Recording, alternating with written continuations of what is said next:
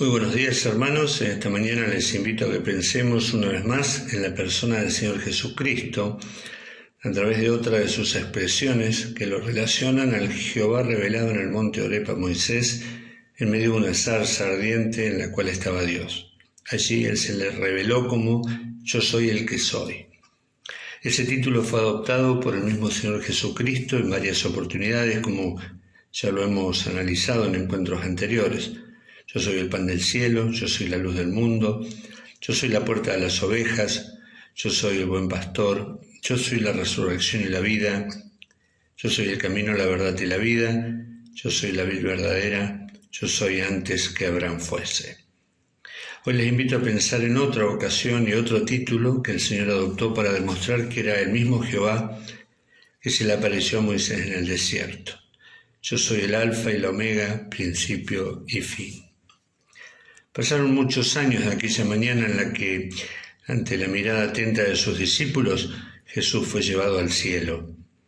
Todavía resuenan en sus oídos las últimas palabras del Señor que les recordaba por última vez lo que ellos tenían que hacer: esperar la promesa y luego llenar el mundo del Evangelio, siendo sus testigos.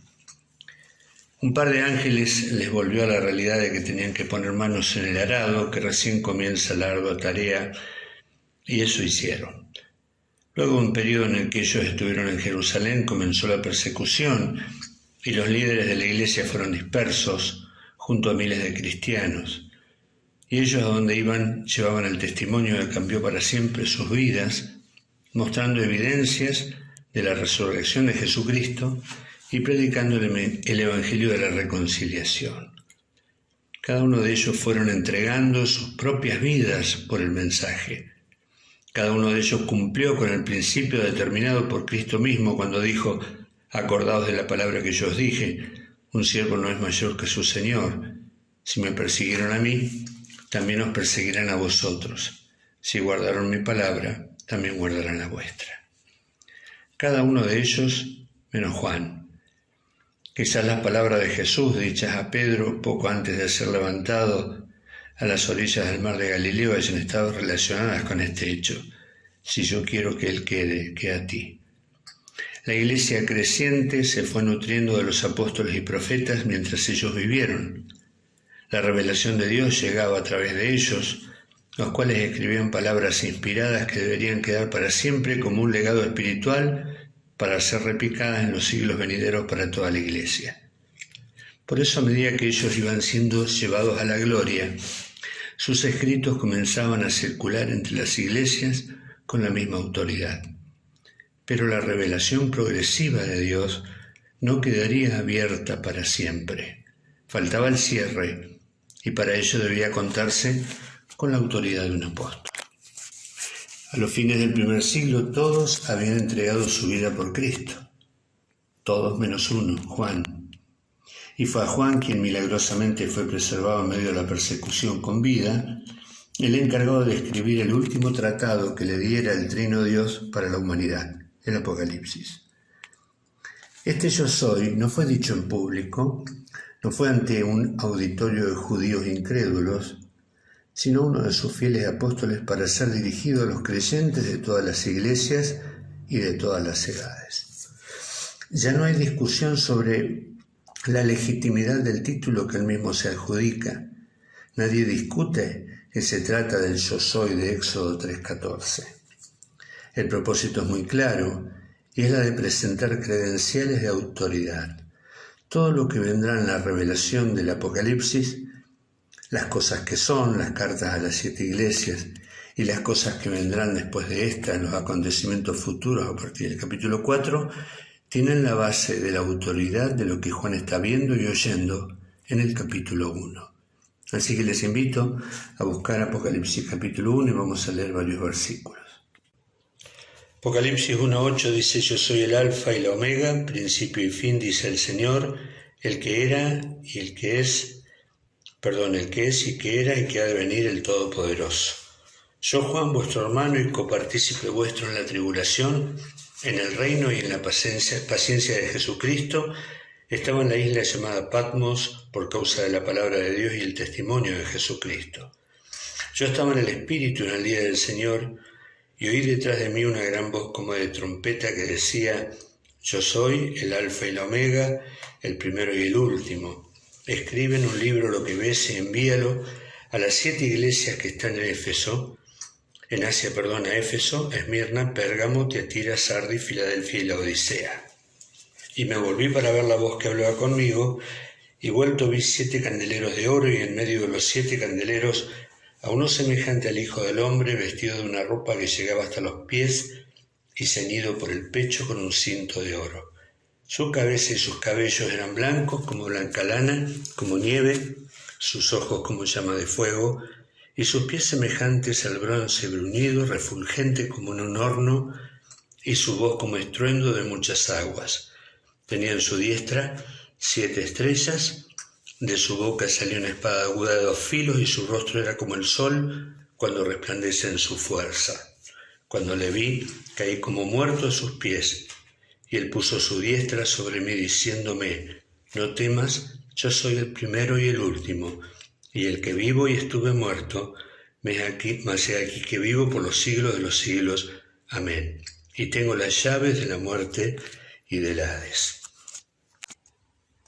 Luego en el capítulo 21, verso 6, dice: Me dijo: Hecho está, yo soy el Alfa y la Omega, el principio y el fin. Al que tuviere sed yo le daré gratuitamente de la fuente de agua de vida. Capítulo 22, versículo 12, dice: Aquí yo vengo pronto y mi galardón conmigo, para recompensar a cada uno según sea su obra. Yo soy el Alfa y la Omega, el principio y el fin, el primero y el último. ¿Qué es el Alfa y la Omega? Es la primera letra y la última del alfabeto griego. Sería como decir la A y la Z de nuestro propio abecedario.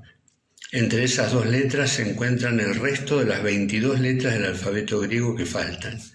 Con esos elementos, las letras se pueden combinar en forma casi infinita para formar palabras, las conocidas y las que aún no se han creado, pudiendo darle al lenguaje humano una extensión inimaginable. Un alfabeto es una forma ingeniosa de almacenar y comunicar conocimiento. A través de las palabras escritas se puede almacenar y transmitir todo el conocimiento existente. El alfabeto griego se desarrolló alrededor del siglo IX a.C., y sirvió como base para el alfabeto latino, del que provienen una gran parte de los idiomas de la actualidad. Fue el utilizado por la mayoría de los pensadores antes de Cristo, los dramaturgos de esa época de esplendor de la civilización griega. Y tras la conquista de Alejandro Magno, se extendió una variante modificada de este dialecto llamado koiné, que significa común, que llegó a ser utilizada como lengua franca, de vital importancia en la expansión del Evangelio, porque era el idioma que se hablaba en todo el Imperio Romano.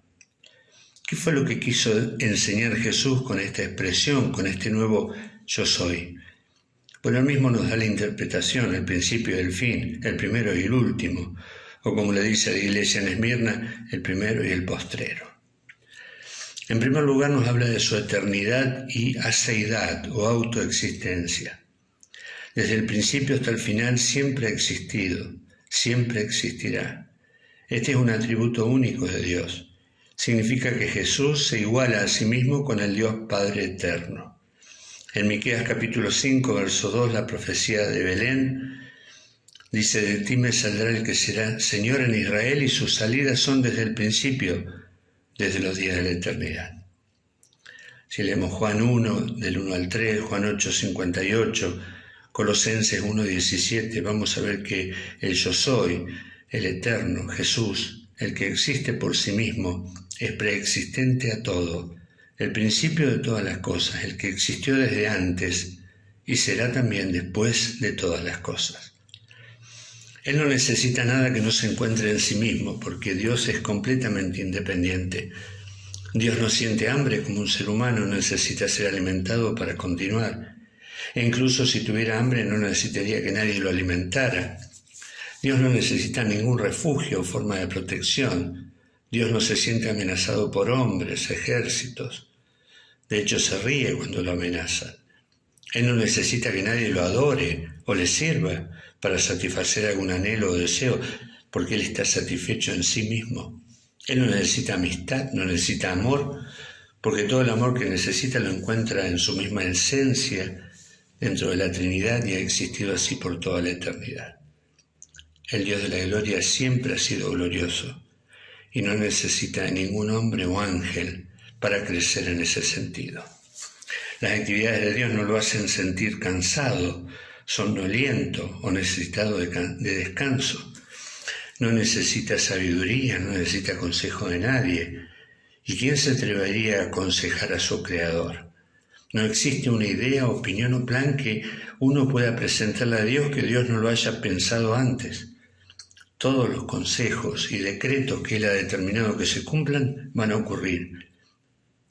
Jesús es el principio, antes que nadie, ya existía, será el último, al final de todas las cosas, continuará existiendo porque es eterno y autosuficiente.